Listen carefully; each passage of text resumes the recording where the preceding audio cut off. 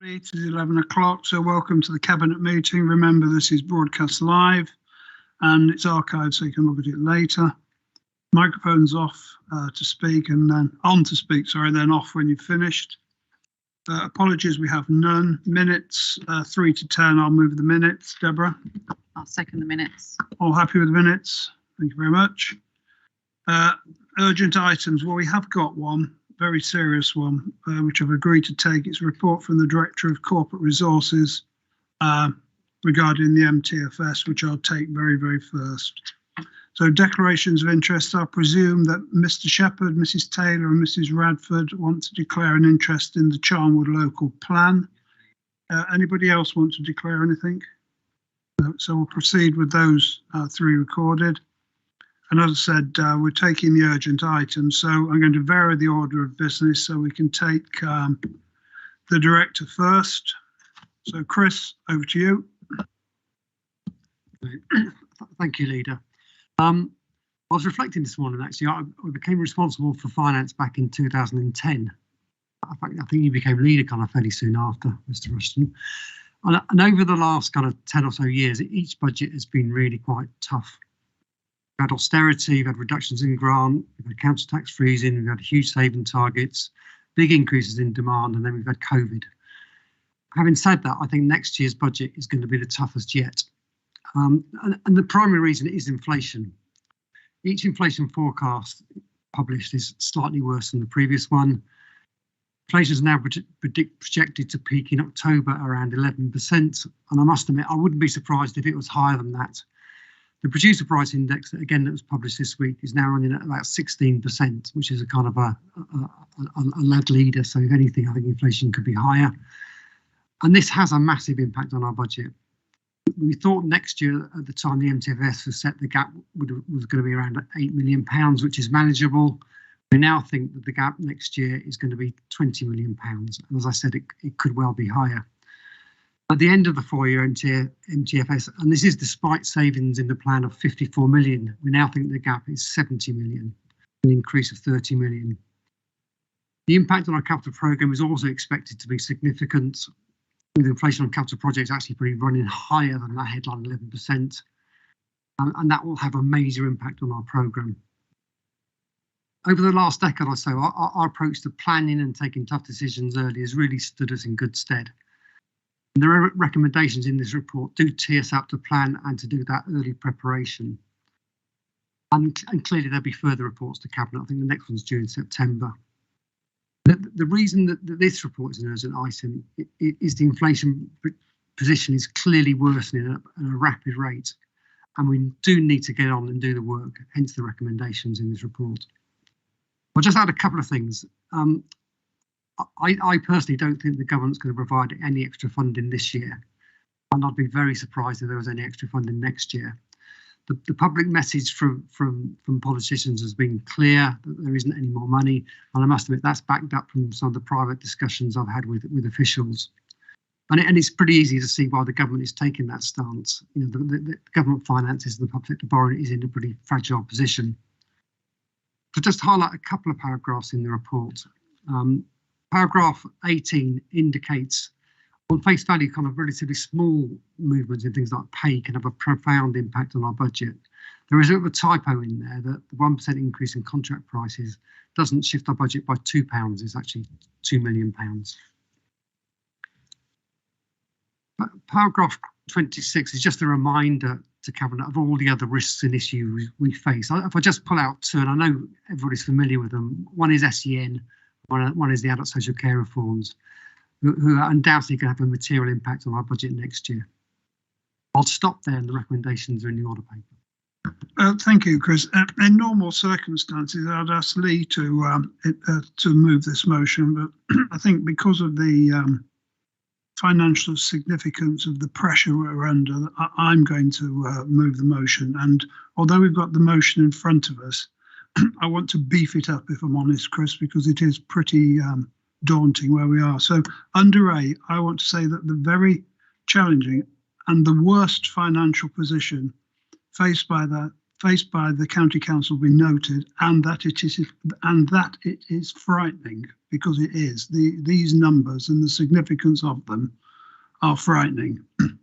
That chief officers be authorised to undertake urgent preparatory works on savings that are not currently in the MTFS, blah, blah, blah, blah, blah, consulting, and that a report come back to us at the latest September. So you've only really got till the summer, over the summer, to do this, because as you say, the numbers are just so frightening, so daunting, that we need to take urgent action, and urgent action as soon as humanly possible. So if we can beef that up with that. And then the Director of Corporate Resources, following consultation again with lead member, chief officers, and obviously Lee, be authorised to commence preparatory work reviewing capital schemes with a view to reducing cost, and to consider a moratorium on all non-essential capital expenditure. So we would need to see, if we do a moratorium, which would be defer, I think, for say a couple of years till things calm down, we want to see how much that could save us in terms of revenue, because obviously revenue we're constantly short of, and the sort of things we'll need to know, the sort of things we're going to have a moratorium on, because not only members of this cabinet need to know, members of the county council need to know, and members of the public need to know that these things are paused until either things improve financially, or, as you say, if we got some more money from government or whatever. But I think we're in that bad a situation that we're going to have seriously consider a moratorium on all non-essential capital expenditure. And obviously the report needs to be shared with members of Parliament to support them in their lobbying with government. Well, as you say, Chris, I think even if they do lobby, the chances of getting something are pretty slim. But they need to understand, members of Parliament, because their postbags will be just as full of as ours, that we are in a very difficult situation. If we can only put council tax up by, say, a maximum, and it'll be difficult for us to vote on it, of 3%, and inflation's running at 11 in normal stuff and 20% in capital schemes, there is only one place we can go, and that is to make cuts in expenditure. And they will be unpopular, and they will be very, very difficult. But we need to start warning them of what we're going to have to do. And the two things that are causing us is obviously Putin's illegal invasion of Ukraine, which has exacerbated fuel inflation, but also general inflation following on from COVID. And also generally, in my view, there's not enough people around to do some of the work which is required to be done. You know, you try and get a plumber or electrician to come around to your house. They don't exist, or at least they won't bother coming to you because they can earn other money somewhere else. You know, painters, decorators, you know, everywhere you look, there's a shortage. You go to a restaurant and sometimes you have to wait to get served because the staff aren't there. And then when they go up to the kitchen, they haven't got enough chefs to cook it. You know, and it's all exacerbating inflation. So you need to be really tough on what you bring back to us in September. You must not leave anything out to make sure we balance our budget, because we cannot and will not be a Northampton. Lee. Thanks. Can I thank Chris for bringing the paper this morning? I think the chairman has set the scene as to the challenges ahead. Having a challenging time balancing the books is nothing new for Leicestershire County Council. We have delivered £230 million worth of savings since 2010, with another 40 million planned. We knew this wouldn't be enough due to the social care and send pressures that have been turbocharged since the pandemic. When we set the budget in February, inflation was rearing its ugly head, but following the events in Ukraine, it has become a bigger and more sustained problem than most people expected. The leader has been very vocal on these issues. The County Council network have been highlighting the impact of inflation across the whole of local government, so we are not alone. And to be fair to Chris Tambini, he's also been vocal on this matter. Financially, we'll be okay this year, but next year we face a major challenge. The financial gap is expected to grow from the manageable 8 million, as mentioned, and approved in February, to 20 million based on the current inflation projections. Over the life of the MTFS, the gap, as Chris has said, could increase from 40 to over 70 million. It would be nice if the government gave us money, but everyone is asking the same. We have to see firsthand how hard it is to get extra money from the government, and we all know this. They have recognised that the current funding system is broken and that Leicestershire is the bottom of the pile. That is acknowledged, but there's just nothing happening. We do sympathise with the government, with the impact of energy and food price hikes on people. We fully understand that the government prioritised support to those that are struggling, but they shouldn't forget that we support vulnerable people as well and provide key services for those that need it the most. We will be looking at new savings proposals, and this will have to include popular services such as support to businesses, waste sites and buses, as well as the more significant adults and children's social care budgets. Remember, in total, we provide over 400 services. Also, the inflationary impact on the £500 million capital programme can't be ignored, and some existing schemes will need to be cancelled, mothballed or reduced in scope. All local authorities are under severe pressure from inflation, and we firmly believe that those that react first will manage the best. We are being proactive. Taking early action to ensure that this low-funded county council does not get into financial difficulty is vital, as the leader has outlined. Surging inflation has forced Leicestershire County Council to consider extra steps to save millions of pounds. So today, Leicestershire County Council's Cabinet is asking senior finance officers to look at reducing the capital expenditure and further potential savings in addition to those set out only in February of this year in its 4-year medium-term financial strategy. National and global events have triggered a decline in the overall financial situation affecting all councils, including ours. With inflation already surging, the cost of providing our day-to-day council services, as well as crucial long-term major infrastructure projects to accommodate a growing county population, have also surged on us. Leicestershire is amongst the 20 worst funded councils in the UK, and we will continue to lobby our MPs and press the government for a fairer way of funding local authorities. I'm happy to second the amended recommendations on the order paper. Thanks, Lee. Deborah? Thank you. Yeah, I think it's more important than ever now that we get some fairer funding and get some funding uplift in our core spending power, because we're desperately needing it now. I know we've been going on about fairer funding for a long time now, but we are getting to that point now where we're getting pretty desperate. But I think I just need to reassure the public as well that we are a good authority and we will continue to provide all our essential services for our residents, but it is getting more and more difficult. We all feel that at home when we go and fill our petrol tank up, and it costs us £100 now to fill up our car just to go about our normal day-to-day life. So we know it's difficult for people out there, but it's also difficult for the council here. But we will do everything we can, and I believe that will be cross-party. This will be the whole council response to supporting our vulnerable residents and all our residents to ride this storm, because it is a storm. It will pass. Things will get better, but we're in a really difficult place at the moment. But we will do everything we can, and like Lee's just said, we're ahead of it, aren't we? We're working hard before we get to that cliff edge. So I just want to reassure everyone that we will do everything we possibly can to keep all our essential services going. Thank you, Deborah. Peter? Thank you, Leader. I mean, the global impact of inflation affects us all, as Deborah's just said. You know, it costs over £100 now to fill your tank up if you've got a diesel car. You know, the energy prices, we've all had the bills come through, 50% increases in the last year, much of which, as the leader says, has been created by the post-COVID recovery, particularly on the supply chains, and also with Putin's illegal war in the Ukraine, which just made things a lot worse. I think it's right that this report's come today because we need to get ahead of the curve.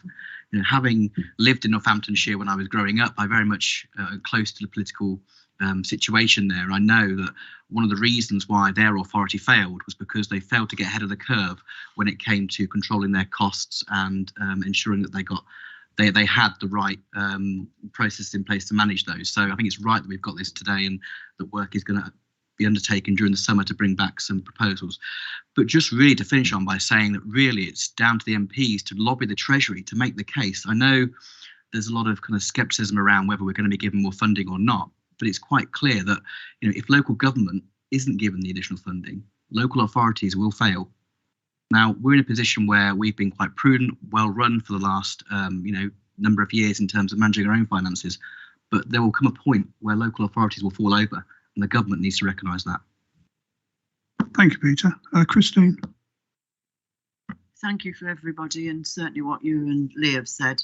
Can I reassure residents, the elderly residents, that my department, which is adults, will do everything to support the vulnerable older residents going through this period? Thank you, Christine. Richard? Thank you. The paper published some while ago by Onward demonstrates our position as the Low Spending County Council. It is not just an assertion, a demonstration there. This paper before us this morning is very clear and also demonstrates that we have always been prudent and, someone said, get ahead of the curve. I welcome the additional part and recommendations. That really does, I think, make it all the more forceful what we, I hope, will very soon be resolving. Thank you. Thank you, Richard. Pam? I think when we were looking at the Shire grants and what we were going to award last week, it became really apparent how much the general public are suffering from what is happening with inflation and all that sort of thing. I know some of the people who applied were disappointed not to get the fund, but we tried to direct it to where we believed that the fund would be more useful to help these groups of people. We have got 2 more fund runs to come, I know, but and I'm not wanting to put people off from applying for a Shire grant, but I think people must realise that we can't fund everybody, and we try to be as equitable as we can do in the funding that we run. Sure. Well, it is very, very... Oh, sorry, Ozzy. Thank you, Chair. I'd like to put on record my thanks to the officers of this council that have kept this council in a very stable position over the years during the financial crisis. We now face ourselves with a dilemma here whereby we cannot, if we carry on the way we're going, afford to keep the council in the same position and give the services that we give. Services at this rate will be being cut. Now, I want to reassure my members, residents across Leicestershire, that we will do our utmost to actually make sure that the vulnerable are looked after and that the roads are kept well maintained. What we do need, and I want to echo what Peter has said earlier, we need our MPs to get ahead of the curve now, work with us, support us, and go to government and get us some fairer funding. We've been far, far, far too long underfunded at this council, and it's not fair on the residents of Leicestershire who put their faith in us to actually deliver the services. Thank you, Chair. Okay, thank you very much. Well, obviously we all know we had a manifesto commitment that come what may would protect the vulnerable, and come what may we will. But the problem we've got is that if 80% of our budget, perhaps a bit more, goes on protecting the vulnerable, unfortunately there's only 20% left that can make the savings. And it's that some of those services we provide are valued by members of the public. That'll be our problem, but we are where we are. Chris is now instructed to bring stuff back to us with loads of unpalatable decisions, but I'm afraid we're going to have to make some. So I move the recommendations with some additions. Lee second them with the additions. Can I have a show of hands in favour? Thank you, Chris. It's a busy summer now, Chris. We now go back to a normal agenda, and the next one is the Charnwood Local Plan 2021 to 2037. It's a highways and transportation matters are on 11 to 14 and a supplementary report, pages 3 to 130. We've got Anne here, who's the Director of Environment and Transport, and Chris will talk about money, and then I'll speak, and then Deborah. So Anne, over to you. Thank you, Leader. And as you've referenced, there is a supplementary report which has been added to this pack. This has been necessary as officers have been working literally up to the last minute with colleagues in Charnwood Borough Council to establish clarity in our position prior to the examination in public of the local plan, which starts next week. The report and appendices set out the position of the County Council in our role as local highway authority and statutory consultee in the local plan process, and in doing so updates on the Council's position in relation to the pre-submission consultation which came to the Cabinet September 2021. This latest position will form the basis for all officers to represent us at the EIP next week. I draw Cabinet's attention to paragraphs 24 to 37 of the supplementary report, which summarises the transport evidence that underpins the plan, the proposed mitigation package that will support delivery of the plan growth. The report also emphasises the need for continued joint working to ensure development contributes appropriately to highway and transport infrastructure. In summary, the report confirms that the County Council is supportive of the adoption of the local plan. This, however, is based on a number of factors. Firstly, the County Council's recognition of the importance of planning growth in a way that supports delivery of key infrastructure such as schools and highways to manage the impact of that new development coming forward. Secondly, the work undertaken jointly with Charnwood, with the City Council, National Highways and ourselves to agree proposed main modifications that, if the Inspector accepts those modifications, will help address the issues identified through the previous consultation that we brought you in that Cabinet report last September. Our support is also based on the commitment from Charnwood Borough Council to continue joint working to produce local area-based strategies for Loughborough and Shepshed, the north of Leicester and for the Soar Valley.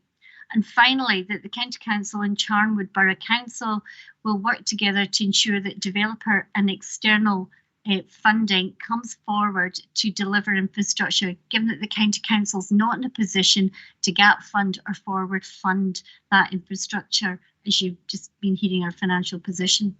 The scale of the highways mitigation for the local plan, in our experience, is likely to cost around 150 million.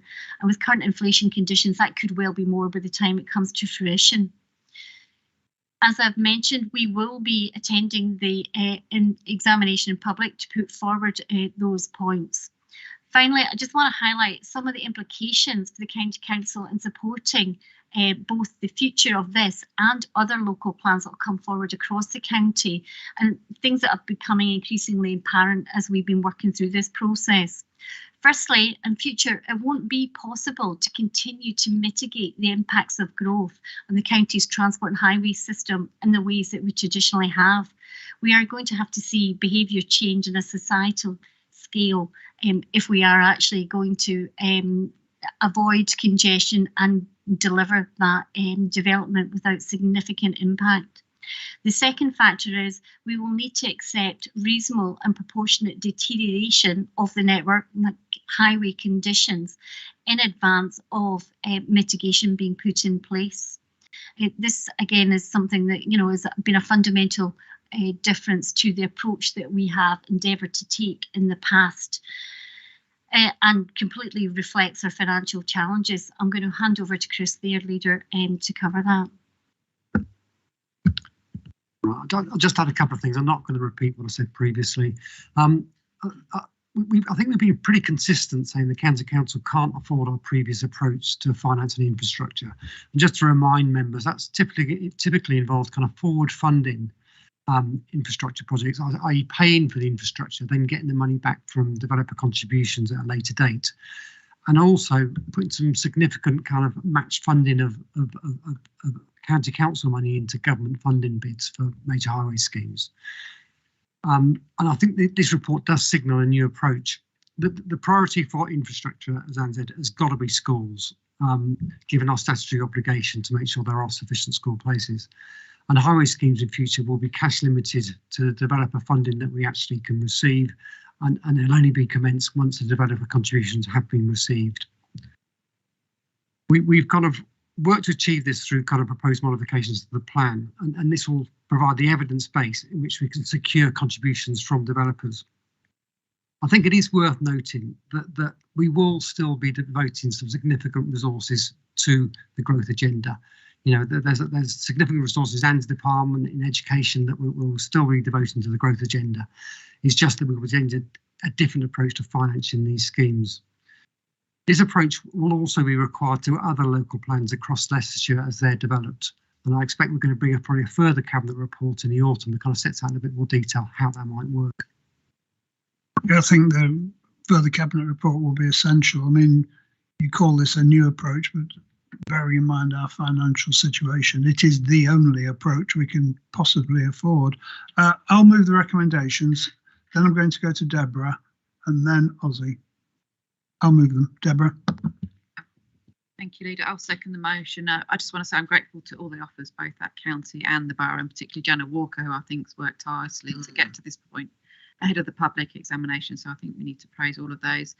I think this work, this report in front of us provides an excellent update on the latest transport evidence work underpinning the new Charnwood local plan and sets out the position with regard to the identification of borough-wide highways and transportation mitigation. I think we need to be really aware as well within that report that unless significant changes occur in social behaviours and expectations, there are significant limitations as to the extent to which impacts of growth on the county's transportation system can be mitigated in the future. I think we're talking about walking, cycling, public transport, all those sort of things need to come forward and people need to start using them because the roads are just becoming more and more congested. And I think this further work that's been undertaken reinforces the serious concerns we have regarding the significant financial pressures on the County Council's capital programme relating to infrastructure required to support this housing and economic growth. And I think the expectation that without new funding, the County Council just cannot commit to constructing new infrastructure until they get the funding from the developers.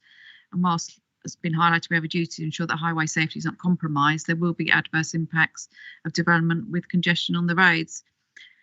The figure that Anne's mentioned there, 150 million, is just an absolutely huge figure that you just cannot, I can't comprehend that, you know, how on earth we're going to get 150 million pounds to support this plan. But I think we need to make sure that every effort's made by all the parties involved to secure that funding for the benefits of our residents. And I think this report here, I know Charnwood's one of the first ones coming forward within the county, but I think this will set a blueprint for how the County Council deals with the population and housing growth going forward, with schools remaining our highest priority, but highway safety has got to come a close second. But people need to understand that we just cannot afford to fund things that we've heard from the previous report. But I'm happy to second this motion. Thank you, Deborah. Ozzy. Thank you, Chair. Deborah's covered a lot of what I was going to say, but I want to put on my thanks as well to Jana for the work that she has done to get this to the stage that it's at. They put a lot of hard work in. We've heard this morning how difficult the finances are going to be for the future, and it really is worrying across the county that we haven't got the money to actually keep funding infrastructure. But we've got to be prudent. We can't fund the roads the way that we want to do, and they're going to have to wait until we get the developer contributions coming in. And I fully support the motion. Thank you, Ozzy. Christine. Yes, I fully support the motion and I support the work from our officers. We need to get this right due to the impact on areas which butt up to Charnwood, and especially my area at Shepshed, we're having the extra houses which will butt onto your area at Northwest. So we need to make sure that we get it all right with this plan, because other plans are going to be coming up. Thank you. Okay, so the motion was moved by myself and seconded by Deborah. And can we formally thank Jana for the work? I know she works for you and you've done a lot of the work as well, but we've found Jana excellent and a really, really good appointment. She's really stepped up to the plate. So if you can send her our regards. All in favour? Thank you. Thanks, Anne.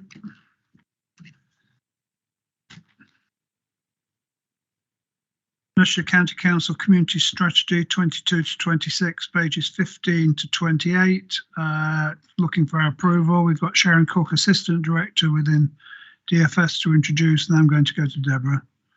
Sharon, good morning. Thank you, Leader. So I'm here to represent the Director. Before you is a paper regarding a consultation or Cabinet's approval and support for a consultation in respect of the community safety strategy. The paper outlines the responsibilities of the local authority and partner agencies regarding crime and disorder within the authority.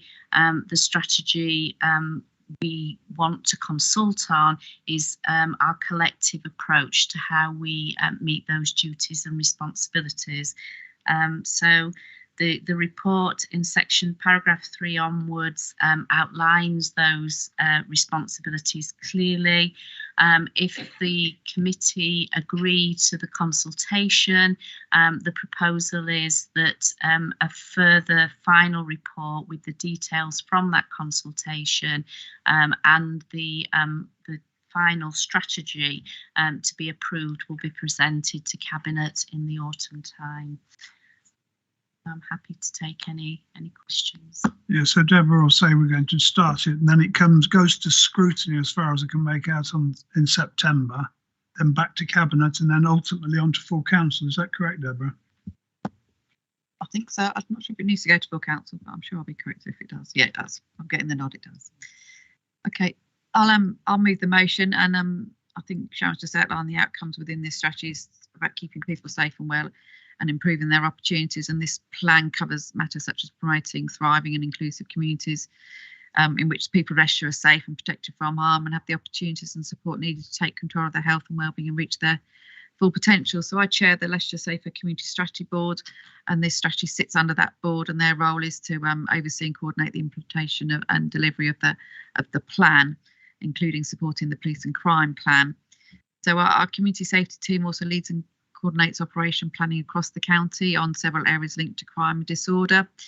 And that sort of includes our prevent activity, so our related to counter-terrorism, hate crime, domestic abuse, county lines, serious organised crime and exploitation of children, modern slavery, nice and cyber crime, to name but a few. So I'm really happy this is going out. We sent out to all partners that form part of the board that I chair, so community safety partnerships for the district areas, the police, Fire Authority, Fire and Rescue Service, the CCGs, the Probation Service, Public Health, and also Rutland and Leicester councils. So plan is to go out for consultation for 8 weeks, and come back to you in the autumn with the results of that consultation. And this strategy is very much about our trauma-informed methodology that we're trying to promote across the whole of the county, really, which is ensuring our approach recognises the prevalence of early adversity and traumatic events in the lives of individuals, groups and communities, and how that affects their views and responses to any interactions or interventions we take with them. So we're rolling our trauma-informed approach across the whole of the work that we do within the Children and Families Department, also wider. So community safety by its very nature is continually evolving with new emerging and developing areas of business, and the work of the community safety team is directly linked to the county to discharge its duty in partnership with other authorities in reducing crime and disorder. So I would appeal to everyone that's got an interest within community safety that they respond to this consultation. Leader. Great. Christine, you're seconding this, I think. Yes, thank you very much. I fully support this, and I think Deborah's covered everything that I was going to cover, so I'm happy to support. Thank you. Yeah, I thought she'd steal all your thunder there. Yeah. Okay, all in favour? Thank you, Deborah. Thank you, Sharon. Annual Treasury Management Report 21-22, pages 29 to 48. It is what it is. We've got Nick Walsh here, Head of Service. Where is he? There he is. Morning, Nick. Nice to see you. Makes a change from Declan. Yeah. Over to you then I'll go to Lee first.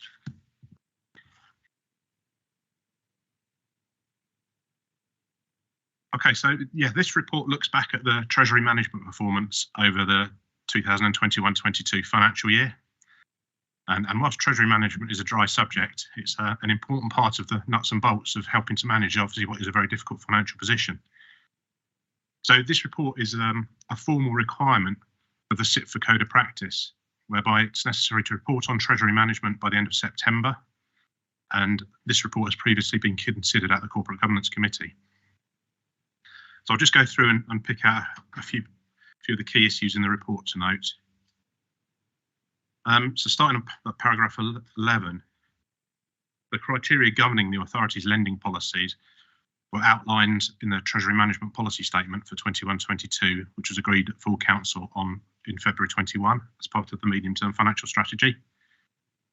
The lending list that we use throughout the year is as amended as counterparties' credit ratings change. Paragraph 13 notes that there were no defaults on any loan due to be repaid within the year. And also paragraph 14 shows that there were no new loans were made to local authorities. And whilst appropriate opportunities for lending to other local authorities continue to be looked at as part of our wider strategy, demand has been low recently as authorities have had cash balances temporarily boosted through the COVID pandemic. Any adverse change to a counterparty's credit risk through the year, which impacts on whether an existing loan to that body has breached a Treasury management strategy, has to be reported to the Corporate Governance Committee. And we've got a couple of instances of those. Paragraph 15 shows that Helaba who suggested lending duration was reduced from 12 months to 6 months at a point in time when the council had outstanding loans of 20 million with them, but they were subsequently repaid on time. And then also Goldman Sachs had an initial downgrade that was temporary. Actually, but they have again been downgraded more recently and are currently off our lending list. The loans we had out with them at the time of the Corporate and Governance Committee, they were both due for repayment in May and have both been repaid as planned. So again, no issues there. Paragraph 19 just points out that we've taken out no new long-term debts during the period, and in fact we haven't done for many, many years. But only 0.5 million was repaid, and unfortunately that's just the fact that the timing of our long-term debts means we can't repay anything early because the punitive penalty rates just mean it's just not worth doing. And the table in paragraph 21 shows that 0.5 million reduction, and it's sort of broken down between the two categories. One is where the interest rate is fixed, and the other is where the lender can up the rate, but at the point at which they up the rate, then that gives us the opportunity to repay. And obviously they're not going to do that because the current rate is very high relative to what they would get if they lent the money out a different way. So that's that point. Paragraph 21 just summarises the overall movement in short-term investments over the year.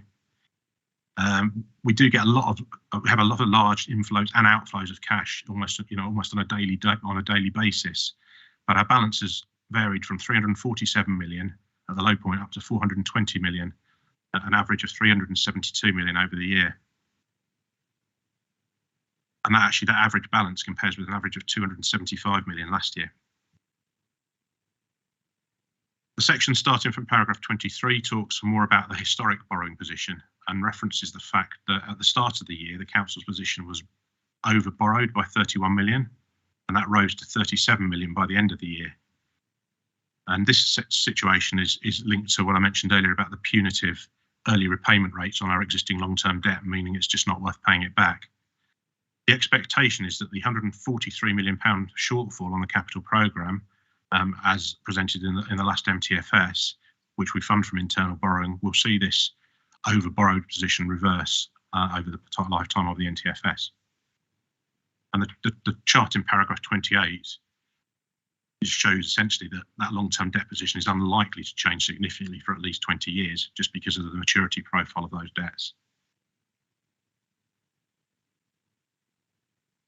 Moving on to the section on investments, paragraph 30, you see here that the average return for the financial year was 0.25%, which compared to the average Bank of England rate of 0.19% and the average overnight rate essentially of 0.14%. And that compares with an average return of 0.62% over the last financial years. It is worth noting that the loan portfolio has outperformed average base rate over the 5-year period. And we estimate, and it's always very difficult to give a precise figure on this, but that probably has meant £3 million difference between what we've received and what base rate would be over that 5-year period. Paragraph 33 makes reference to the appendix. And the appendix is a benchmarking report by Link, our Treasury management provider. Key point to note there is that the County Council's weighted average return over the year was 0.56% on all our investments, slightly higher than the average rate for both County Councils as a whole and also for our benchmark group. And most notably, it compares with an average figure for last year of 0.17%, while obviously interest rates were at a very low level right through the whole of the financial year. And then finally, just in relation to paragraph 35, the figures quoted earlier in the report all exclude our investments in our private debt. And on the private debt portfolio, we had an initial investment of 20 million. 12.7 million of that has now been received back. But that leaves the balance, or what it's worth, that remaining investment is 10.2 million. So that basically means that we've had about £2.8 million worth of interest payments received on that, which is a rate of return of 4.65%. It's obviously a very healthy return on that private debt, but it doesn't help with liquidity because obviously it ties up the money for a long period of time, and we're never quite sure when the money will come back in. So that was all I was going to say. Thank you, Chair. You've done well. You've actually made the annual Treasury Management Report interesting. Normally it's very dull. Lee? Thank you, Chairman. Yeah, can I thank Nick for the report and presenting it. Obviously, can also thank Declan Keegan, Assistant Director, and his team for the work that's involved here. Treasury management can be difficult in times of low interest rates. It's important to make sure that we use our cash balances and make them work as hard as they can for us by ensuring we maintain a balanced portfolio that allows a reasonable rate of return to be achieved for a tolerable level of risk. Against this background, our Treasury management performance over the year has shown pleasing results. Whilst the low interest of the rates means the differences are small, it's reassuring that we outperformed our benchmarking group. Interestingly, Nick just presented 0.56% as the average rate of our return. The NatWest interest rate for businesses at the moment in this country is 0.1%. So I think the work done on that overnight as well in the markets is excellent. Private debt investment continues to make a significant contribution to performance. Clearly, the downside of this is that the funding is tied up for longer periods. There's uncertainty about exactly when it will be returned.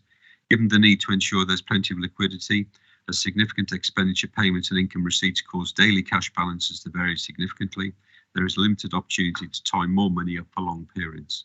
Nonetheless, there's some scope, and the next report on the agenda outlines the proposals in this regard.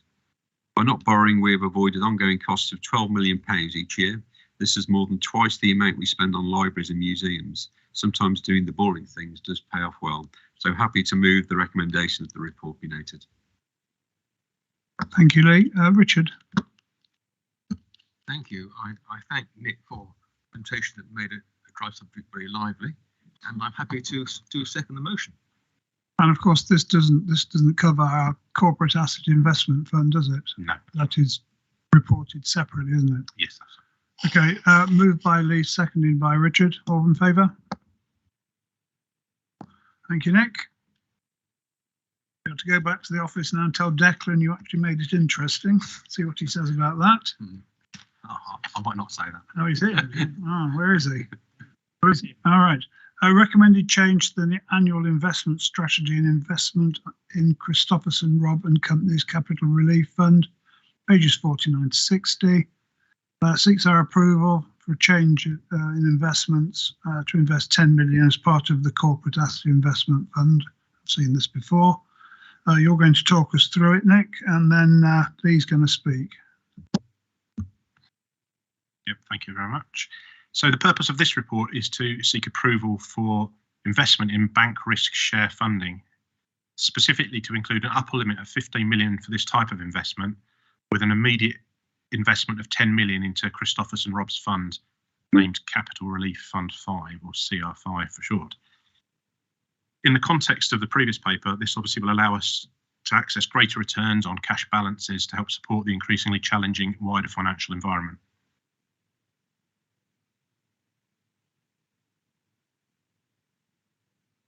So the product itself is a mechanism that banks use to transfer the risks on existing loans, and as such that permits them to hold lower levels of capital against those existing loans.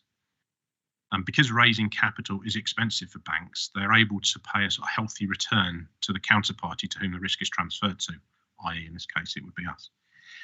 There is an increased level of risk in such an investment compared to some of our other investments, but this is reflected in the fact that expected returns are in excess of 8%.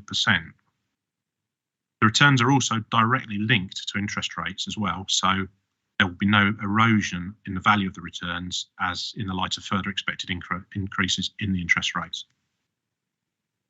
The report sets out the risk mitigations, including that due diligence was conducted on CR5 on behalf of the Leicestershire Local Government Pensions Fund by Hyman Robertsons. And that explains that there's a strong incentive for banks to manage their debts, and as such, there's a significant buffer on loan defaults before any capital would be lost, which is obviously reassuring and gives us that comfort in terms of the level of risk. The overall assessment by offices is that the balance between the risk and the reward is at its acceptable level. And the proposed change to the investment strategy has been considered previously both at Corporate Governance Committee and at Scrutiny Commission. Their comments are covered in paragraphs 44 and 45 of the report, but both were broadly supportive of the proposal. Okay, Lee. Thank you, Chairman. The inclusion of bank risk sharing funds to the County Council's Treasury management strategy will be a really useful additional tool to help ensure our money is working as hard for us as possible. It provides an opportunity to generate significant rates of return for a tolerable and proportionate level of increased risk. This is particularly important in the light of the current economic climate and its impact on the Council's financial position. This investment route will help to mitigate against the value of cash holdings being eroded in a high inflation environment. Reassurance is there, and reassure all members of Cabinet that there has been a high level of due diligence undertaken prior to this proposal being presented to Cabinet today. The progress of the fund has been closely monitored through the LGPS pension investment in the product, and with that, progress has been in line with the original intentions in terms of the investment period, and there's been no required changes to the investment strategy. Furthermore, Christopherson Rob has a good track record going back to before the financial crisis with the pension fund, having successfully invested through them since 2017. So I'm therefore happy to support both recommendations on the paper. Thank you, Richard. Second. Other speakers, all in favour? Thank you. Thank you, Nick.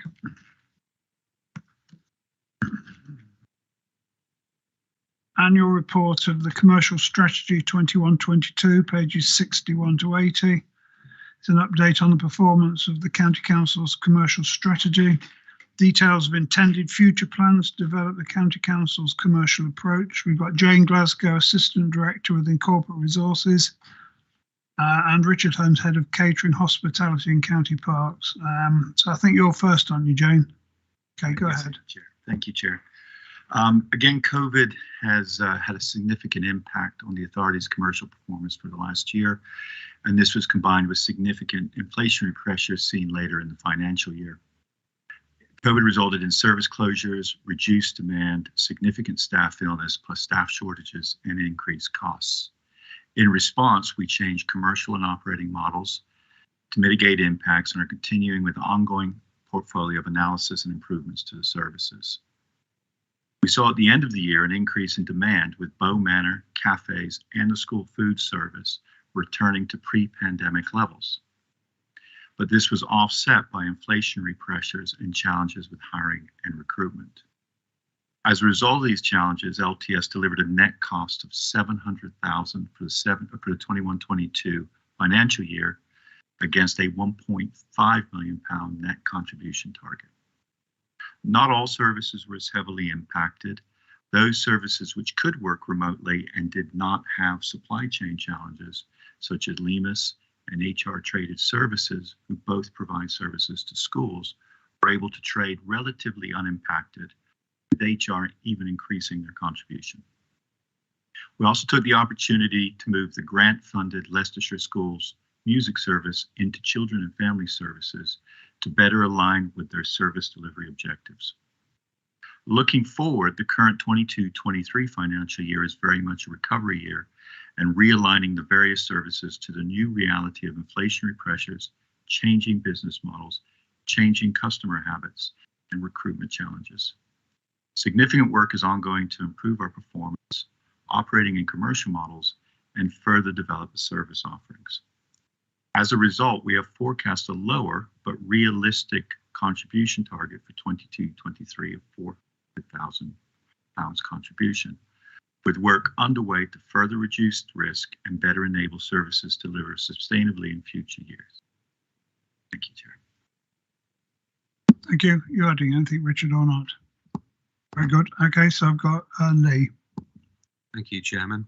Can I thank Jane for the presentation, and can I thank Richard for the work he's done since his appointment? It's really showing dividends. 2021 was probably one of the most challenging years for our commercially traded services. The waves of the pandemic meant that many of our services had to close for prolonged periods or radically change the way in which they've operated. Between COVID and the current inflationary pressures, it is no surprise that the financial performance was not as we had anticipated. With acute staffing shortages across the wider catering and hospitality sector, which made recruitment and retention of staff a real challenge, it shows that we as Leicestershire County Council in the Traded Services Department have not been immune to these national issues. Our teams have been creative in reducing and mitigating these impacts with new operating commercial models in place to reduce the authority's risk. Our traded services are recovering, with the school food service delivering almost 35,000 school meals a day. Leicestershire Traded Services is managing the distribution of school food vouchers during half terms and holidays. In May, for example, this was worth £250,000 worth of vouchers, enabling children to be fed. And other services such as LEMIS and the HR services to schools continue to perform well. It'd be wrong of me not to finish with thanking our hardworking staff who've been working on the front line throughout the pandemic in our schools.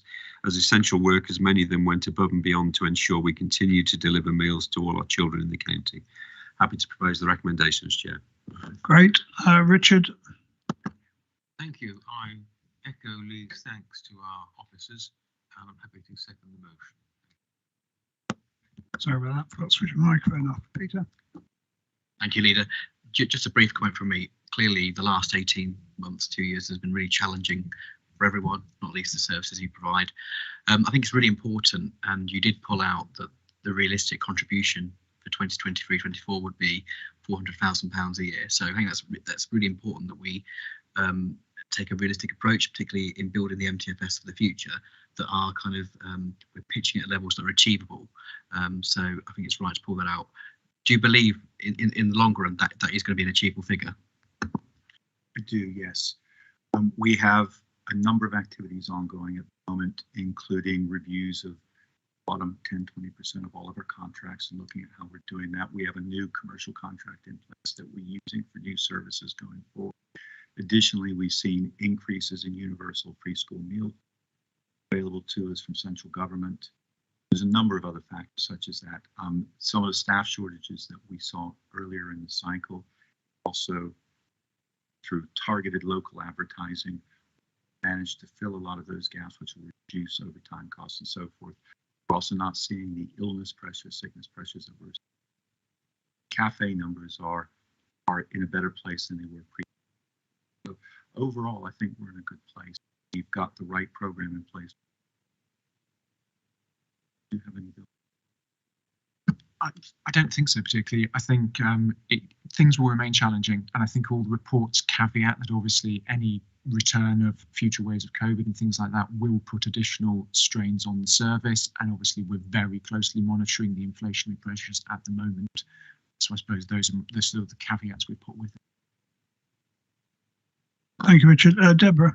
Yeah, just a couple from me. I think that the school food is really, really important. So I'm pleased that we're going to continue that, because I know a lot of the school children welcome the food that they get because they don't get fed at home. So it's really important that we carry on with that. And I just wanted to do a shout out to the Leicestershire Music Hub. I'm very delighted to have them within my service, and they wouldn't forgive me if I didn't mention that I went to one of their summer concerts at De Montfort Hall this week, where the children played absolutely amazingly. So yeah, really pleased to have them within my service. Very good. Moved and seconded. All in favour? Thank you. 9, Public Health Strategy 22 to 27, delivering good health and prevention services. This is on 81 to 116. Health overview and scrutiny. I've had a look at this on the 15th of June. Comments attached to the order paper marked 9. Captain COVID can't be with us. We've got Adrian Allen, Head of Service and Design and Delivery, to present the report. So welcome to you, Adrian. Don't think we've seen you before. So over to you. Thank you, Chair. I think if Mike was here, he would want to apologise for not delivering a strategy for public health before this. The last 3 years have obviously been very busy for COVID, for public health with COVID. But I think it's important to say that we've, as a department, we've always been one of the main deliverers of the Health and Wellbeing Board strategy, and we've always aligned our delivery very much to that. During COVID, we've had to change and we've had to amend the way that we work, obviously with communities and across with partners. And one of the things that we've been able to do is to really identify what we need to do over the next 5 years, not just about coming out of the back of COVID and through recovery, but also to really embed public health into communities. COVID really helped to shine a light on what public health does and the services that we deliver. So this is a really good opportunity to get this strategy out there. So it's been in the making now for probably about 12 months. And as the paper says in section 14, we have been a main deliverer of the Health and Wellbeing Board strategy, but this time what we've done is we've aligned our strategy to the new Health and Wellbeing Board strategy, along with the new Council Outcome strategy as well. We've been able to design our yearly service planning cycle around the strategy as well, which just enables us to obviously feed back all of the governance structures through, so we can map all of the activity that we do against the council outcomes. Section 16 talks about the design of the strategy. We've very much kept in line with trying to keep it as simple as possible. So we've got 5 core themes there that we've mapped against. Building on strengths of people in our communities, which is really important in terms of community capacity. Promoting healthy living and healthy places, which includes helping people to support themselves. Protecting communities and individuals from harm, which is our real high level services out there to support people with substance misuse and other issues. Provide services that meet community need, which is really important to us, to ensure that we're supporting people with what they need rather than what we've always delivered, and working in partnership and really understanding how we fit in with the ICS, at all 3 levels of the ICS, and how we can influence the work that's happening in the NHS currently. Section 18 just describes our mission statement. So we've had a mission statement for the department for some time. We've changed it slightly. Our mission statement now is to protect and improve the health and quality of life of everyone in Leicestershire. As I said, we do that through commitment to the core values, etc. Next steps for the strategy is we've got a little bit of work to do now on the back of feedback from the scrutiny committee. There was a question about how much substance misuse prevention was in the strategy. Currently, it's very focused on treatment services. We do a lot of work around prevention, but it wasn't quite as focused in the strategy, so we'll be amending that over the coming days, and if the strategy is approved, we'll be moving forward with comms colleagues to launch the strategy into the community as soon as we can. Thank you, Chair. Thank you, Louise. Thank you, Chair. Thanks to the officers as well, Adrian. You've done an awful lot of work on this, I know, and I think it's coming at the right time. And I also want to put on record my thanks to all the officers for all the work done through the COVID pandemic. A lot of work was being done behind the scenes, and I think it needs to be highlighted how much public health stepped up and took part in that.